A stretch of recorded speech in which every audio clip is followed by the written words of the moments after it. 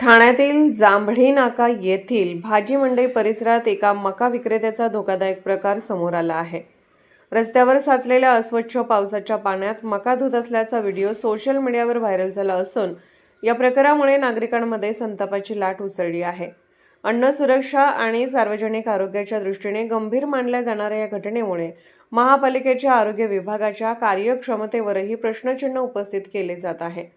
Viral झालेल्या व्हिडिओमध्ये जांभळी नाका भाजी मार्केटमधील एका मका विक्रेता रस्त्यावर साचलेल्या घाणेरड्या पावसाच्या पाण्यात मक्याची कणसं धुत असल्याचे स्पष्ट दिसत आहे। पावसाचे पाणी, चिखल आणि रस्त्यावरील घाण मिसळलेल्या पाण्याचा वापर अन्नपदार्थ स्वच्छ करण्यासाठी होत असल्याने नागरिकांनी तीव्र नाराजी व्यक्त केली आहे। या घटनेनंतर महापालिकेच्या अन्न व आरोग्य विभागाने संबंधित विक्रेत्यावर कारवाई करावी, तसेच बाजारपेठांमध्ये अन्नपदार्थाच्या स्वच्छतेची नियमित तपासणी करावी अशी मागणी नागरिकांकडून होत आहे। दरम्यान नागरिकांनी बाजारातून खरेदी केलेला मका, फळे आणि भाजीपाला घरी नेल्यानंतर स्वच्छ पाण्याने व्यवस्थित धुवूनच वापरावा असे आवाहनही करण्यात येत आहे।